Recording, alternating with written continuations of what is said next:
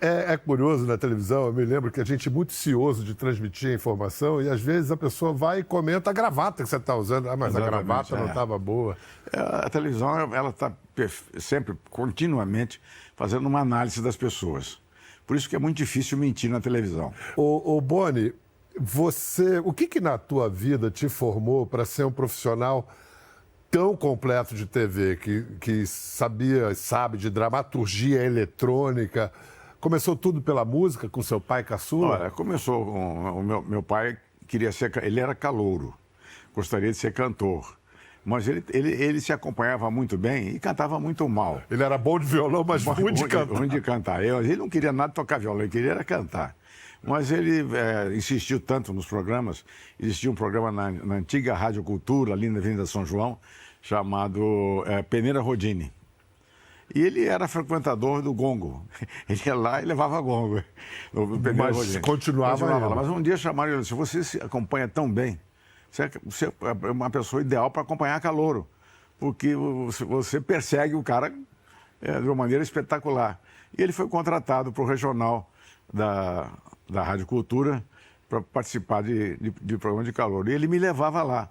Eu tinha 5 anos de idade, 6 anos de idade, e eu ficava no controle do rádio, ali mexendo nos scripts. Eu aprendi a ler em script de rádio. Eu curto todas as coisas que deram certo, com muito carinho. E esqueci todos os fracassos, quero saber deles. Televisão, como foi a primeira vez que você assistiu? Olha, eu assisti televisão em 1949, antes da televisão existir no Brasil, porque a Rádio Nacional do Rio de Janeiro fez uma transmissão de televisão no 21º andar, o auditório da Rádio Nacional, no edifício à noite. E por cabos, as imagens desciam até o saguão de entrada, o lobby do prédio. E lá colocaram lá uma dúzia de televisores.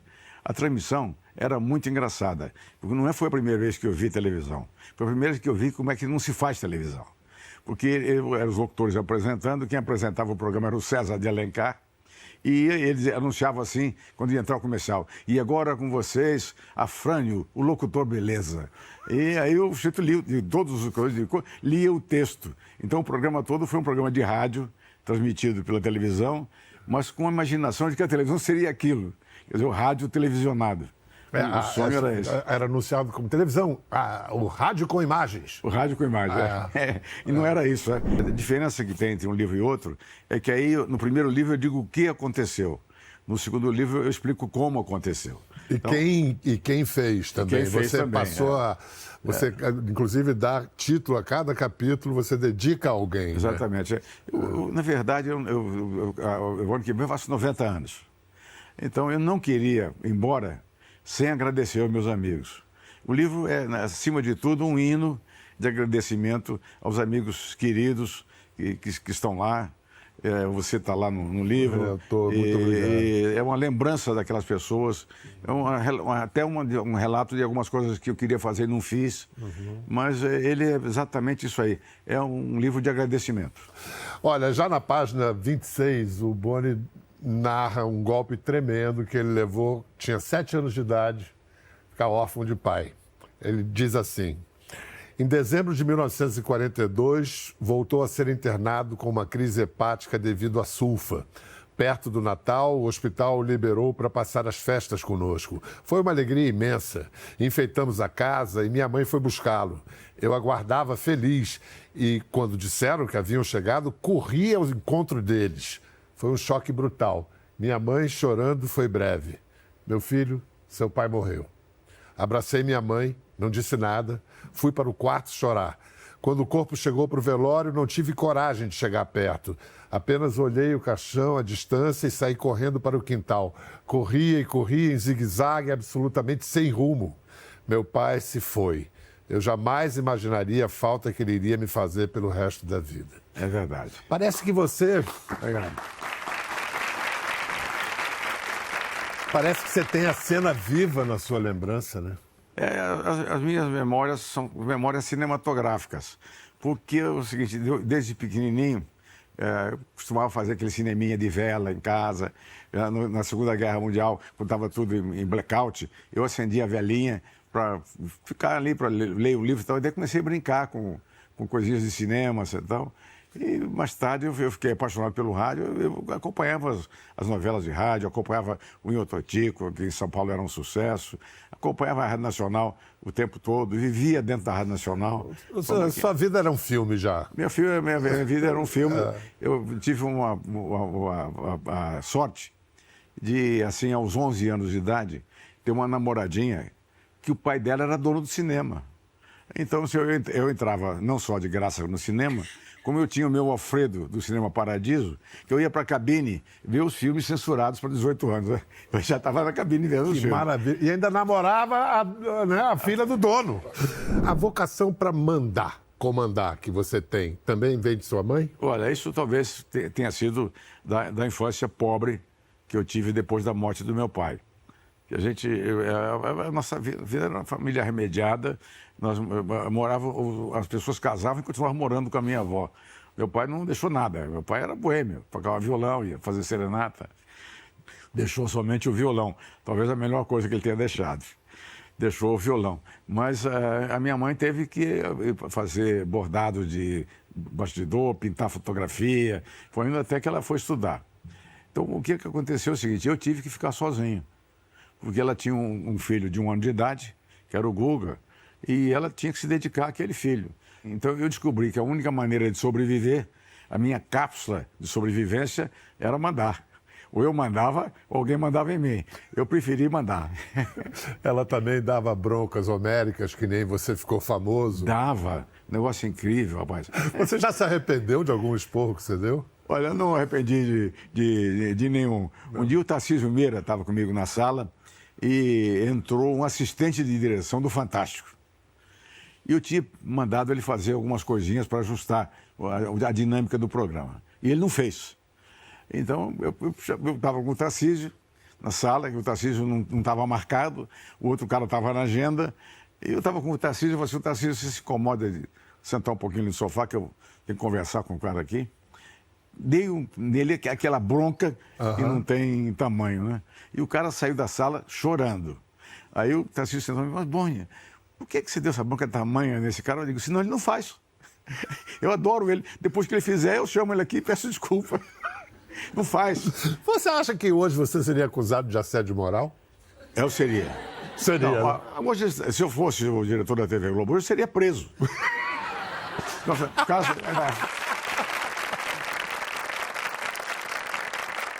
Mas hoje você já é outro. Eu sou inteiramente contrário a esse negócio do politicamente correto. Você é, né?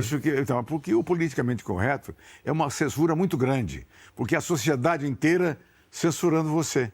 Quer dizer, é maior do que meia dúzia de censores, maior que a censura militar. Mesmo porque atrás do anonimato que a internet e as redes sociais garantem, né? Então tem um linchamento muito fácil virtual. Eu acho desses caminhos, eu acho a liberação das mulheres maravilhosa, o combate ao racismo maravilhoso, mas eu acho que o politicamente correto é castrador. Não, a gente pode, talvez, ultrapassar a fase de repressão para compreensão, né? Para eu acho que sim. Evolução. Né? Esse é o caminho.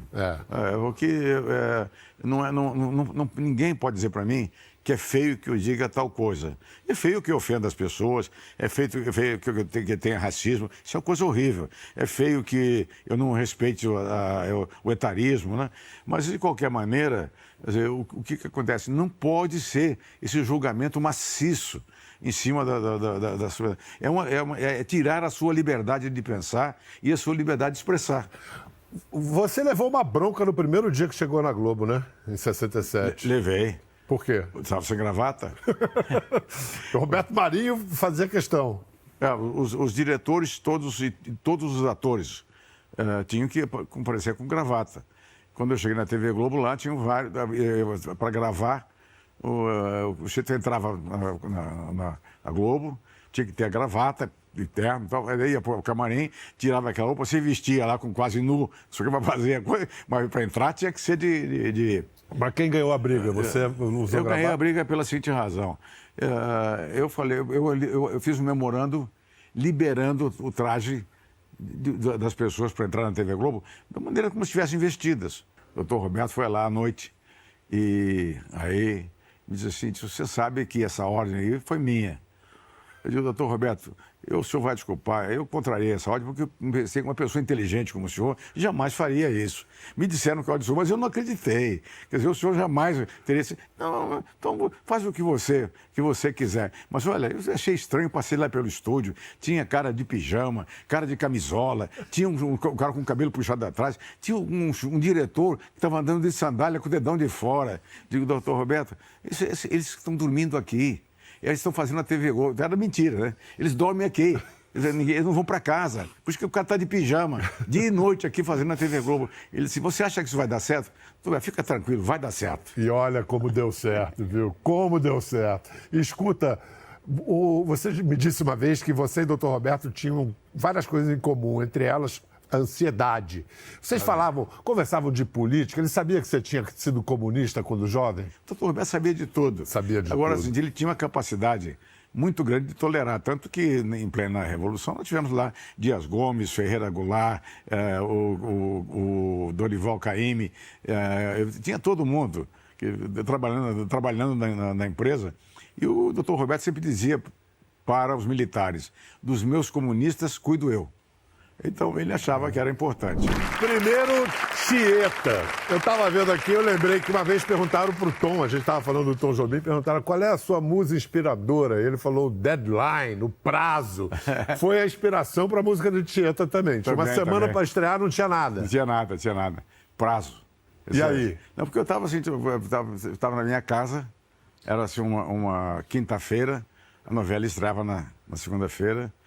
E todo mundo assim, não tem música, não é porque é Tieta, não tem nada que se refira a Tieta, nada que se refira a algum clima daquele episódio, né? Uhum. E aí eu falei, bom, então eu vou fazer uma letra, vocês arranjam alguém que faça a música. E fiz a letra do Tieta. Aí entregaram para o Zé Bétio fez no sábado. Ele gravou, sábado nós gravamos e segunda-feira estreou na novela. Eita. Foi correndo. E, aliás, a Isadora Ribeiro, que está na vinheta da abertura da Tieta, também está na abertura do Fantástico. Outra letra sua, mas essa você quis fazer mesmo. Essa do Fantástico, o Guto Graçamela, nosso amigo Guto Graçamela, que eu quero muito bem, respeito muito ele apareceu com aquela música do Fantástico linda. Só a música? Só a música. Ele fez a música, bom, nós precisamos arranjar... fazer a letra, eu queria te sugerir os nomes. Eu disse, que conversa fiada. Esse troço está muito bonito, quem faz a letra sou eu. Ele falou assim, você vai fazer a letra? Eu vou fazer. Então, fiz a letra e que ele ficou emocionado com a letra. Você fez em pouco tempo? Gostou? Eu veio para casa e entreguei no dia seguinte. Isso foi o seguinte, Chacrinha foi mandado embora numa briga tremenda que esses dois quase saíram nas vias de fato dos corredores da Globo. Meu querido Chacrinha.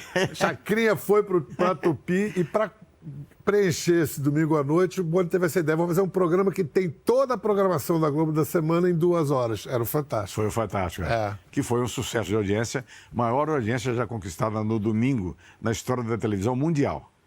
Foi o Fantástico. 50% de audiência no domingo, que era um dia que a audiência era um pouquinho mais fraquinha. Não havia o hábito, né? Foi o Chacrinha, naquele tempo, ele e o Fábio Cavalcante, 20 e poucos cada um. E nós fizemos a soma disso tudo, deu 50 com Fantástico. Gabriela com Sônia Braga, já estava gravado, não sei quantas cenas. Você assistiu, mandou regravar tudo por quê? Bom, tinha o problema a unha dela era uma maravilha, bem caprichada, e tal. Então é o seguinte, teoricamente, o que é? A Gabriela veio do Sergipe. Tá. Veio do Sergipe. Então eu falei assim, mas como é que ela veio? O Sergipe atravessou o mato de Abacuata, tá com as unhas bem feitinhas.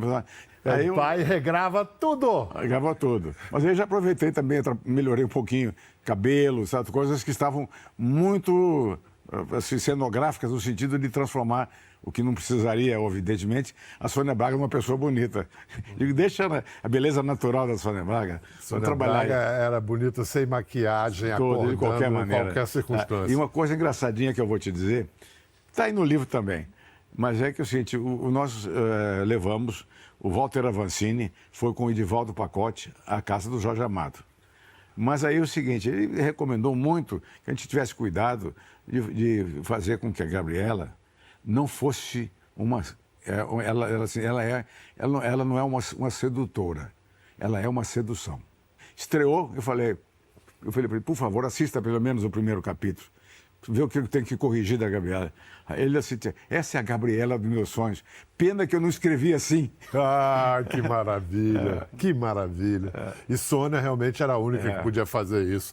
Vem cá, você dedica um capítulo para o meu querido, nosso querido Armando Nogueira, o cara que desenvolveu a linguagem do telejornalismo brasileiro. Da parceria de vocês surgiu o Jornal Nacional, o Jornal Hoje, Bom Dia Brasil, Globo Repórter, Esporte Espetacular. E eu sempre ouvi você dizer que o jornalismo era a principal vocação da TV aberta. Isso se comprovou, né? Eu acho que a televisão aberta vai existir. Enquanto houver a última notícia a ser dada, a televisão aberta está lá. E ela tem mostrado isso violentamente, especialmente com o jornalismo local e todas as coisas. O jornalismo é a vida da televisão.